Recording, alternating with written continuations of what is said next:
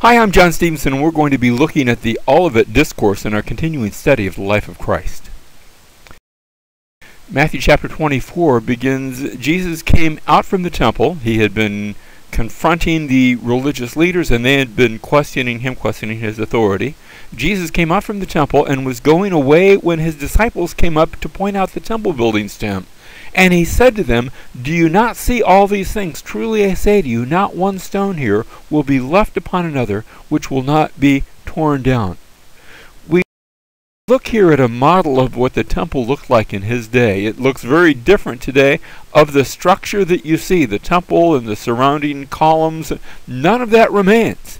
It has been obliterated so much that archaeologists argue about exactly where the temple was located.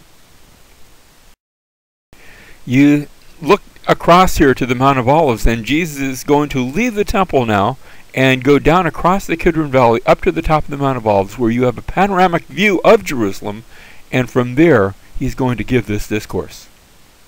As he was sitting on the Mount of Olives, the disciples came to him privately, saying, "Tell us, when will these things happen, and what will be the sign of your coming and of the end of the age?" They're probably thinking this is all one answer, and it sort of is. He's going to answer it that way, but let's see how that plays out. Matthew chapter 24, verse 4, "And Jesus answered and said to them, See to it that no one misleads you, for many will come in my name, saying, I am the Christ, I am the Messiah, and many are going to be misled." Verse 6, "You will be hearing of wars and rumors of wars. See that you are not frightened, for those things must take place, but that is not yet the end." They're asking him, when is the end? And he's saying, well, here's some things that are come, but that's not the end. He hasn't answered their question yet. "For nation will rise against nation, and kingdom against kingdom. And in various places there will be famines and earthquakes, and all those things will take place." But those things are merely the beginning of birth pangs. You know, when a woman is about to go into labor, the baby hasn't come yet, but you have the beginnings of some movement and some beginnings of pains, and that's announcing that it's going to come, but not quite yet. "Then they will deliver you to tribulation, and will kill you, and you will be hated by all nations because of my name. At that time many will fall away and will betray one another and hate one another." So he looks at upheaval not merely in the world, but even among those that had thought to be God's people, Israel, and what we know as the church. "Many false prophets will arise and will mislead many. Because lawlessness is increased, most people's love will grow cold. But the one who endures to the end, he will be saved. This gospel of the kingdom shall be preached in the whole world as a testimony to all the nations, and then the end will come." And so what we're going to see is the gospel goes out, and it is preached throughout the world. By the way, that takes place in the book of Acts. Throughout the book of Acts, we see the gospel being preached, to what they considered the uttermost ends of the earth. It's still happening even today, but then the end will come. Notice the phrase, "the end will come." That's what their question had been about, and now he turns to that, but not perhaps the way you think he might. "Therefore, when you see the abomination of desolation, which was spoken through Daniel the prophet, standing in the holy place." Now the holy place was in the temple just across the valley. They were actually where they could see the temple, and they knew inside was the holy place. And Matthew adds the words, I don't think Jesus said these words, Matthew adds the words, "Let the reader understand." Because, as Jesus was saying, it was the hearers that were hearing it. But Matthew's saying, this is a little tough to understand. I'm throwing you a loop here. I'm throwing you something you didn't expect to see. When you see the abomination of desolation, and those who are in Judea must flee to the mountains. But when you said that phrase, abomination of desolation, that's a phrase borrowed from the Old Testament. It's pointing to something that had first been prophesied in the Old Testament. Way back in Daniel chapter 11, there was a prophecy about a king that would arise. Now, this prophecy was fulfilled in the person of one Antiochus Epiphanes. He was a Greek king, although he wasn't in Greece. He was in Mesopotamia and what we call modern-day Turkey. But he had come down against the Jews. And a whole series of circumstances had taken place, and these are all prophesied in Daniel chapter 11, verse 30. And in the midst of that, it talks about how ships of Kittim, that's a buzzword for Rome, for ships of Kittim will come against him, and therefore he will be disheartened and will return and become enraged at the Holy Covenant and take action. So he will come back and show regard for those who forsake the Holy Covenant. Now, can't go into all the background, but these things actually had taken place way back in 168 BC, 168 years before Christ.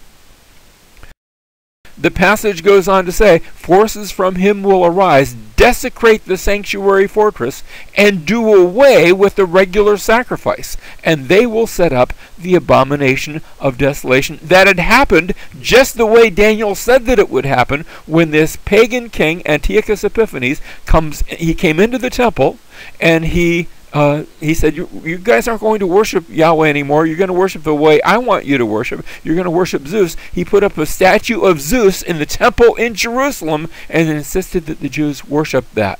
And that stayed there for about 3.5 years until finally the Jews revolted and they cleansed the temple. In fact, they still celebrate that cleansing of the temple today with a feast every year at Hanukkah.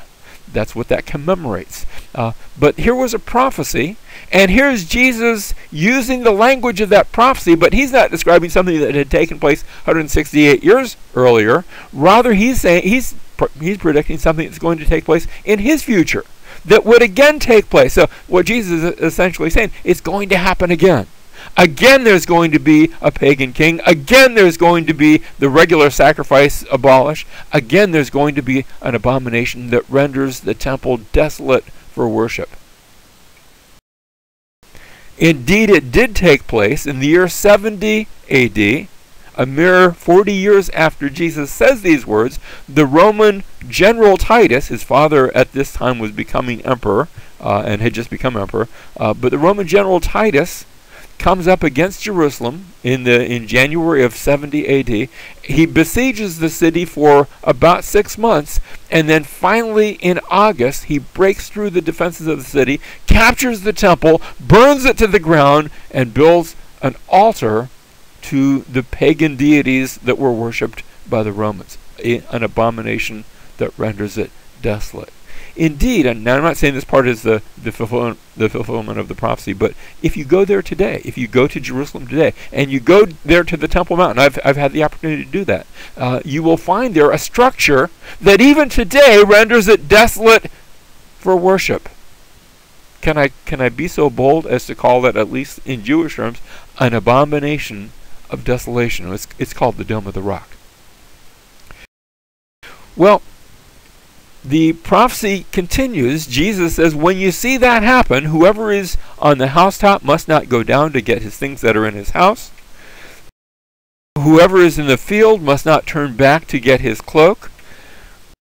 But woe to those who are pregnant and to those who are nursing babies in those days. Because you're going to have to get out of town. You're going to have to do it in a hurry. But pray that your flight will not be in winter or on a Sabbath, for then there will be a great tribulation, such as has not occurred since the beginning of the world until now, nor ever will. Now, when we take these words prophesied by Jesus, and then we put them up alongside the historical narrative of an eyewitness account who was there in 70 AD to see the entire event. Speaking of Josephus, he was a Jewish historian. Actually, it started out as a general who had been captured by the Romans, but he was allowed to be an eyewitness and then later on to write about it. He talked about how Jerusalem had been surrounded and the entire nation was now shut up by fate as in a prison, and the Roman army encompassed the city when it was crowded with inhabitants. Accordingly, the multitude of those that therein perished exceeded all the destructions that either men or God ever brought upon the world. It's almost as if he is quoting the words of Jesus. Now, I don't think he'd ever read the Gospel of Matthew, Mark, Luke, or John. But it's almost as though he's quoting Jesus. He describes it in such similar circumstances. Jesus goes on to say, "Then if anyone says to you, 'Behold, here is the Christ,' or 'There he is.'" By the way, there's a false teaching going around that says Jesus returned back around 70, 80. Don't believe it. For false Christs and false messiahs, false prophets will arise and will show great signs and wonders, so as to mislead, if possible, even the elect. Behold, I've told you in advance. So if they say to you, "Behold, here he is in the wilderness," don't go out. Or, "Behold, he's in the inner rooms," don't believe them. For just as the lightning comes from the east and flashes even to the west, so will the coming of the Son of Man be. When he comes, you're not going to mistake it for anything else. Remember, I had the opportunity to be on Hollywood Beach back in the 1976 when they were doing the bicentennial celebration, and it was a really big deal. They had all these fireworks in our city, and they were glorious, and I got to sort of have a ringside seat because I was right there. I was living on the beach, and remember holding my little daughter at the time, watching the fireworks. And then after it was all over, the fireworks ended and everybody went home, this thunderstorm moved in. And the fireworks had been magnificent, but this thunderstorm was like nothing I'd ever seen before, where there was streak lightning, and it went from one horizon all the way to the other. It was as if the Lord was saying, you think your fireworks were neat, look what I can do. And there was this streak lightning that literally went from horizon to horizon, this magnificent display. And Jesus says, that is what my coming is going to be like. Wherever the corpse is, there the vultures will gather. You're not going to miss it. But immediately after the tribulation of those days, the sun will be darkened, and the moon will not give its light, and the stars will fall from the sky, and the powers of the heavens will be shaken. And then the sign of the Son of Man will appear in the sky. And then all the tribes of the earth will mourn. And they will see the Son of Man coming on the clouds of the sky with power and great glory, and he will send forth his angels with a great trumpet, and they will gather together his elect from the four winds, from one end of the sky to the other. This is, Jesus is telling his second coming. He had already come the first time. He was already there. But now he's going to come. He says, I'm going to come again. And they will see the Son of Man, and he'll be coming with power and great glory, and he'll send forth his angels, and there'll be a trumpet, and there'll be a gathering together of his chosen people, his elect. Now, notice it describes the Son of Man coming. When we speak about the coming of the Son of Man, there has in recent times been a bit of confusion. He's coming on the clouds. He's coming with a great trumpet. He's coming to gather together his elect. Those, I want to sort of underscore those, because we're going to look at another passage and see where those exact same phrasing is used. There's a view that came about in the 1800s, and it was espoused by a preacher by the name of John Nelson Darby, and the view says, it's called dispensationalism, and it contains a number of things, but with respect to the passage we're looking at here, this view says that Jesus is going to come not once, but he will come twice. That there are two future comings of Jesus. And the way this is usually described these days, I'm not sure if Darby wanted to use these terms or not, but it was a little ponderous to talk about the second coming of Jesus, and then the coming after the second coming of Jesus, or the second coming of Jesus, or the coming just before the second coming that's not the coming that's already taken place. That became a little difficult. So the word was invented, the word was coined, and there's nothing wrong with coining the word, but the word was coined, the rapture versus the second coming. And usually what is taught by those who espouse this view of dispensationalism is that there's 7 years between the two, that first Jesus is going to come for his church in the rapture, and that's sort of a secret coming where he gathers all his church together, and then he comes again 7 years later in his second coming, and the passage we just read is usually used to refer only to that coming where Jesus comes with his church. So dispensationalists teach there's two future comings of Jesus. Now, only dispensationalists teach this. Nobody else comes up with this. It's part of their doctrinal stance.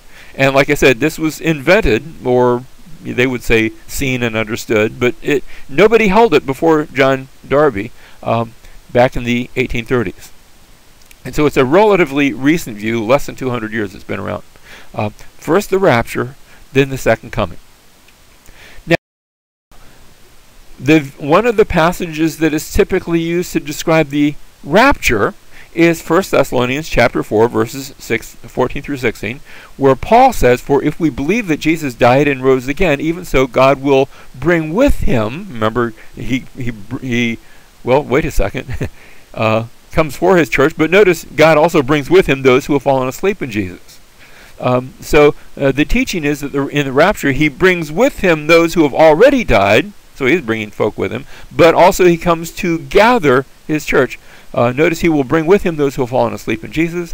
"For this we say to you by the word of the Lord, that we who are alive and remain until the coming of the Lord will not precede those who have fallen asleep." In context, Paul is talking about what about people that have already died? Did they miss the second coming? Did they miss the coming of the Lord? And Paul says, no, they haven't missed it, because he will bring those with him. But then verse 16, "For the Lord himself will descend from heaven with a shout, with the voice of the archangel, and with the trumpet of God, and the dead in Christ will rise first, and then we who are alive and remain will be caught up to meet him in clouds." Now, Matthew 24 is taught by the dispensationalists to be the second coming, whereas 1 Thessalonians 4 is taught by the dispensationalists to be an earlier event, a different event that takes place 7 years earlier.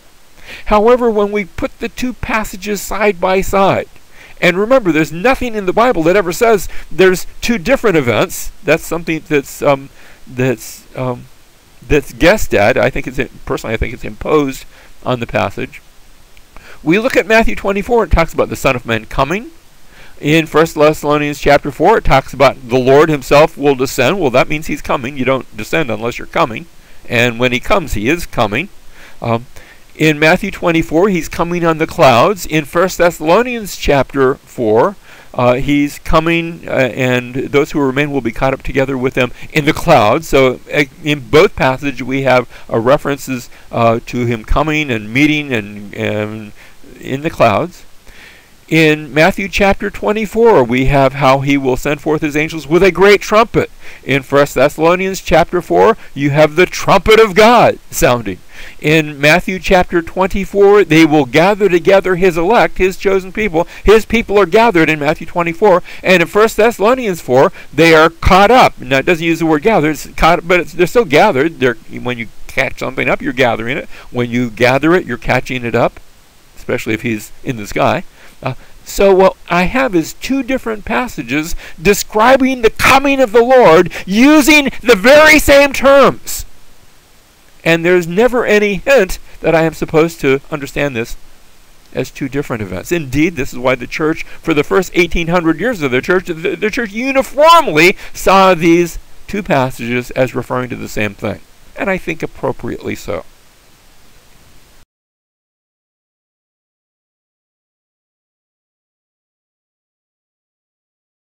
Now Matthew 24:32 goes on to say, "Now learn the parable from the fig tree." And Jesus had already used the fig tree as sort of a living parable, a living picture of Israel. The fig tree, remember, had been cursed, and that had been a sign of what would happen to national Israel because of their unbelief. Well, here's the parable from the fig tree. When its branch has already become tender and puts forth its leaves, you know that summer is near. So you too, when you see all these things, when you see these signs taking place, recognize that he is near, right at the door. That the coming of all these things are going to take place. Indeed, verse 34, "Truly I say to you, this generation will not pass away until all these things take place." All these things about tribulation and these things about wars and rumors of wars, this would all take place in the first century, leading up to that, can I even say it, that great tribulation in which Jerusalem would have its fall. Now, the one thing that did not take place in that first century, except maybe in sort of a typological way, but one thing that did not actually take place was the second coming of Jesus. There's actually a teaching today called preterism that says that Jesus did come back, but just spiritually, and that's the only second coming that's going to take place. Well, no, that's not true, because Jesus said when he does come back, it's going to be like the lightning. You'll see it from one end to the other. Nobody's going to miss it. If somebody says, here's Messiah, don't believe that. When it comes back, everyone will see. Heaven and earth will pass away, but my words will not pass away. But of that day and hour no one knows, not even the angels of heaven, nor the Son, but the Father alone. Every once in a while somebody comes along who says, I've figured it out. I've figured out when Jesus is coming, and they sell a bunch of books, and gullible people buy them, and they're always wrong. And Jesus says, of course they're wrong. Nobody knows. Even the angels don't know. Even the Son. He says, I don't even know. But the Father knows. And that's enough. For the coming of the Son of Man will be just like the days of Noah. For as in those days before the flood, they were eating, they were drinking, they were marrying, and giving in marriage. Now those weren't bad things. They were just doing stuff of life. But they were doing it until the day that Noah entered the ark, and they did not understand until the flood came and took them all away. And the coming of the Son of Man is going to be like it. Life is going to go on, one day after another, and there's going to be all the normal things in life until one day he comes, and that will be the end. Then there will be two men in the field. One will be taken, and one will be left. Remember, he talked about gathering together his elect in a few verses earlier. Now he's getting more specific. Two people will be grinding at the mill. One will be taken, one will be left. Therefore, because it's going to come so unexpectedly, therefore be on the alert, for you do not know which day your Lord is coming. But be sure of this, that if the head of the house had known at what time of night the thief was coming, he would have been on the alert and would have not allowed his house to be broken into. You know, when a thief comes, he doesn't call you up and say, hey, I'm breaking into your house at 3 in the morning. Can you leave milk and cookies out for me? No, he comes unexpectedly. And Jesus is going to come unexpectedly. Verse 44, for this reason, you also must be ready. That means we should always be ready for his coming. Now, how can we be ready for his coming? He's going to go into that in a little bit. But let me just say for right now, by being faithful. For this reason you also must be ready, for the Son of Man is coming at an hour when you do not think he will. Who then is the faithful and sensible slave, whom his master put in charge of his household to give them their food at the proper time? You know, servants, slaves could be given certain responsibilities. And even if the master is not there, the servant or the slave is supposed to do that which he's supposed to do. Verse 46, blessed is that slave whom his master finds so doing when he comes, doing the right thing. Truly I say to you that he will put him in charge of all his possessions.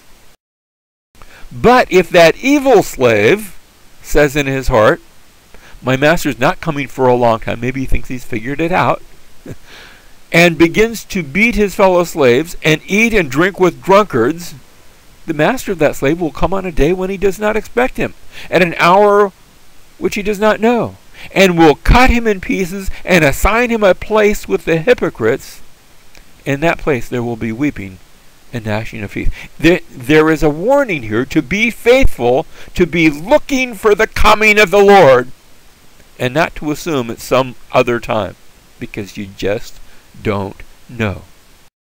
So we have really three parables. We've just looked at the first one. This is the parable of the faithful and the unfaithful slaves. The faithful slave is doing what he's supposed to be doing. He's faithful until the Lord's coming. The unfaithful slave, he's partying. He says, well, the Lord's not coming for a long time, or at least anytime soon, so I can just have fun. The second parable in Matthew chapter 25, verses 1 through 13, tells the story of some wise and foolish virgins who were waiting not for a master, but they are waiting for the bride and bridegroom to come back. Traditionally what would happen is there'd be a party, and then at an appointed time the bridegroom would go get his bride and then come back, and then they'd celebrate the marriage feast. And again, the the idea here is be on the alert for the coming of the groom, for the coming of the Lord. And again, the warning is given in Matthew 25:13, be on the alert, for you do not know the day or the hour. And then the third parable is given in Matthew chapter 25, beginning in verse 14. This is the parable of the talents. It's likened to a man who's going to go out on a journey. He calls his own slaves and trusts his possessions to them, and he gives 5 talents to one, and he gives other talents to others. And the one who gets the 5 talents goes out and invests it, and he gets 5 more talents. And the one who gets the 2 talents, he goes and he gets several more talents. And then the one who gets 1 talent, he goes and buries it. Now, we've seen this parable before, so I'm not going to go into a great deal of depth. But he comes back, the master comes back, and those who have invested their talents wisely, doesn't matter if they got 5 or 2, but they've used what they received, they are praised and they are rewarded. But the one who doesn't do anything with that which he was given, he merely takes it and buries it, he is punished. And that is which he has is taken away from him. And the words are given in verse 30, throw out the worthless slave into the outer darkness. In that place there will be weeping and gnashing of teeth. The warning is, if he gives you his truth, use his truth. Be faithful. And so we have 3 parables, each essentially saying the same thing. Now, following those 3 parables, Matthew 25, verse 31, but when the Son of Man comes in his glory, we're back to prophecy now. And we already saw the Son of Man coming, so this is just picking up where we left off back in Matthew 24:31. But when the Son of Man comes in his glory, and all the angels with him, then he will sit on his glorious throne. So he comes and he is enthroned. Verse 32. All the nations will be gathered before him, and he will separate them from one another, as the shepherd separates the sheep from the goats, and he will put the sheep on his right and the goats on his left. Judgment that is subsequently described, where he says to those on his right, come you who are blessed of my Father, inherit the kingdom prepared for you from the foundation of the world. For I was hungry and you gave me something to eat, I was thirsty, you gave me something to drink, I was a stranger and you invited me in, naked you clothed me, sick and you visited me, a prisoner and you came to me. And the righteous, those on his right, say, when did we ever see you, Lord? And he says, it's as if you did it to me when you did it to one of these little ones of mine. And then conversely, he says to those on his left, to the goats, you're cursed and you go into eternal fire which has been prepared for the devil and his angels, because, same reasons, I was hungry and this time you gave me nothing to eat, I was thirsty, you gave me nothing to drink, I was a stranger, you didn't invite me in, I was naked, you didn't clothe me, I was sick, in prison, you didn't visit me. They said, Lord, when did we see you? And again he says, it's as if however you treated these little ones of mine, that's how you treated me. And he concludes, and he says, these will go into eternal punishment, but the righteous into eternal life. So we have a final judgment. So that Matthew 24, verse 29 starts off, they will see the Son of Man coming on the clouds of the sky with power and great glory. Here in Matthew 25:31, he picks up that same thread when the Son of Man comes in his glory. In Matthew 24, verse 31, he had said, he will send forth his angels with a great trumpet. They will gather together his chosen, his elect from the 4 winds. And now all the nations are gathered before him, but they are gathered for judgment, either to eternal life or to eternal death. This last great judgment. And the question that we have is, will you stand in that judgment? Today is the day of preparation for that. Today is the day of faithfulness.